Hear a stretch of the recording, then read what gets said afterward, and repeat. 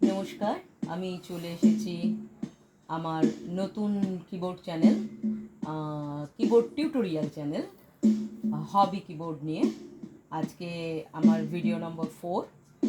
এর আগে যে 3টে ভিডিওতে আমি যা যা শিখিয়েছি, আশা করি আপনারা যারা প্রথম থেকে আমার ভিডিওগুলো ফলো করছেন তারা প্রত্যেকেই ব্যাপারটা শিখে নিয়েছেন, বা যারা এখনও শিখে উঠতে পারেননি তারা নিজেদের সময় মতো করে শিখে নেবেন, তারপর এই ভিডিওটা স্টার্ট করবেন। কেননা এখন আস্তে আস্তে একটুখানি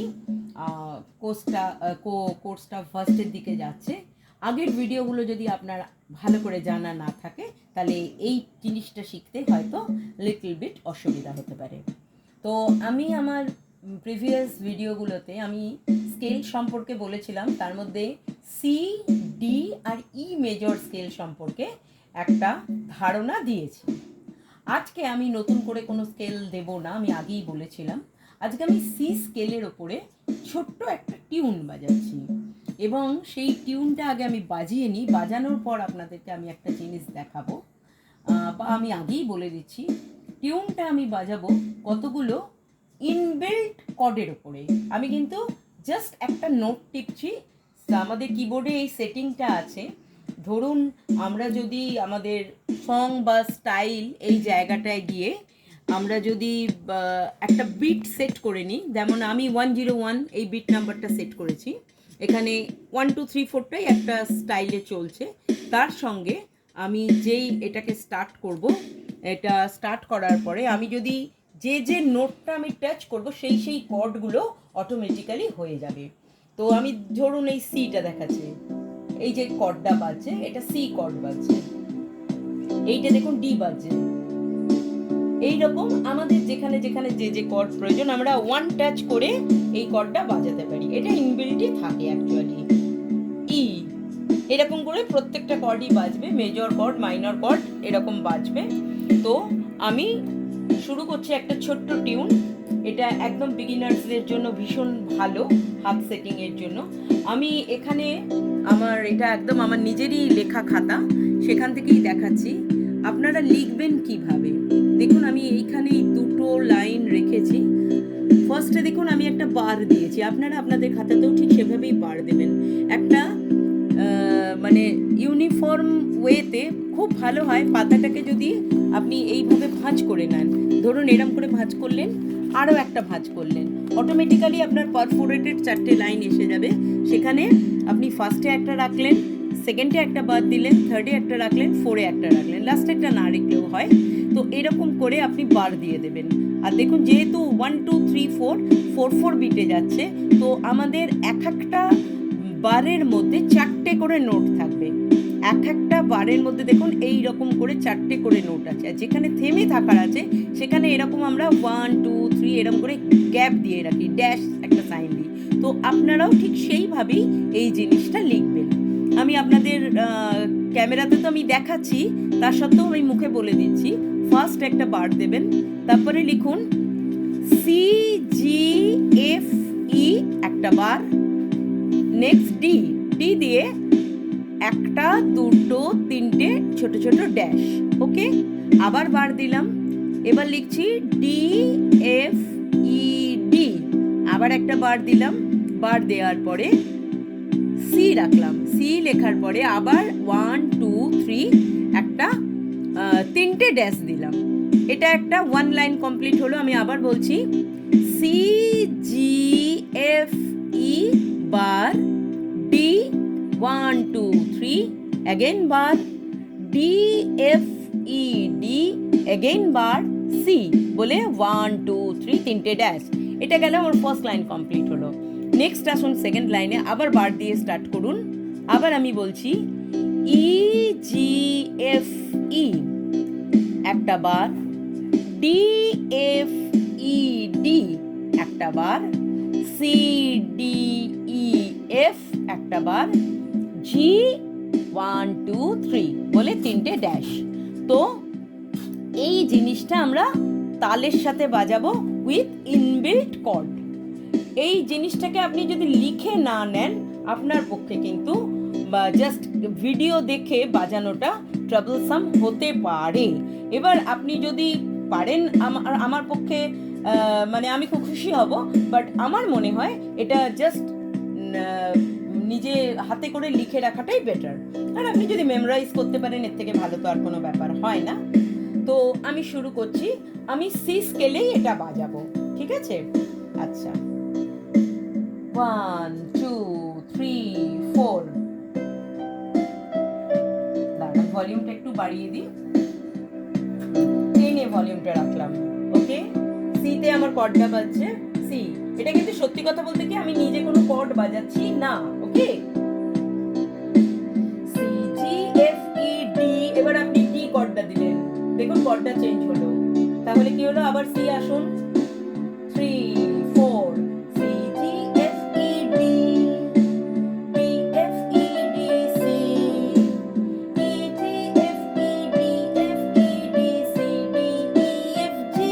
জিতে চলে আসুন, দেখুন বুঝতে পেলেন? তার মানে আমি কি কি লাগালাম? সি লাগালাম, ডি লাগালাম, আর জি লাগালাম।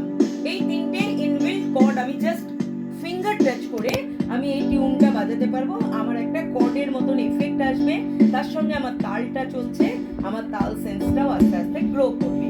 এটা একটা 4/4 বিট চলছে।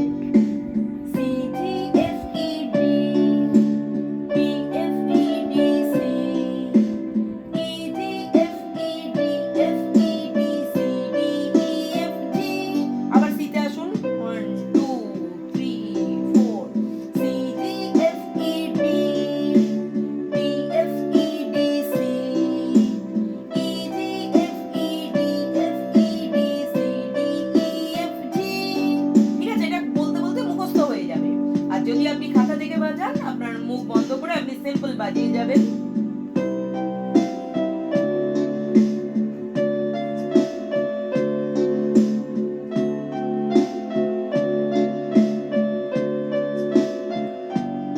ওকে, এই ছোট্ট একটা লেসন আমি দিলাম, এটা একদম প্রিভিয়াস লেসন। এইটা আমি দিলাম জাস্ট আপনাদেরকে সি স্কেলটা প্র্যাকটিস করার জন্য। এইবার আমি ছোট্ট কালকে যেহেতু আমি সি মেজর স্কেলটা একটু আপনাদেরকে জানিয়েছিলাম, আজকে আমি আর দুটো স্কেল না, সরি, সি মেজর কর্ডটা জানিয়েছিলাম। আজকে আপনাদেরকে আমি আরও দুটো কর্ড একটুখানি দেখিয়ে দিচ্ছি। সি দেখিয়েছিলাম, সি মেজর হয়ে গেল। এবার ধরুন আমি জি মেজর কর্ডটা বাজাবো। জি মেজর হচ্ছে, আমি বলেছিলাম 1 5 8, 1 2 3 4 5। এক মিনিট দাঁড়ান,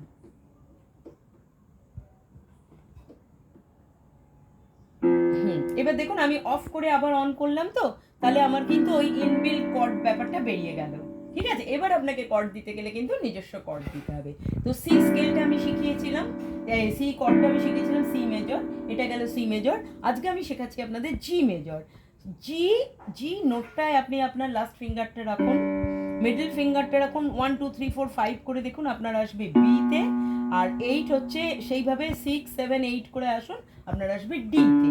তার মানে জি স্কেলটা হলো আপনার জি বি ডি, এটাও আপনি লিখে নিন, জি বি ডি, এটা হলো জি মেজর।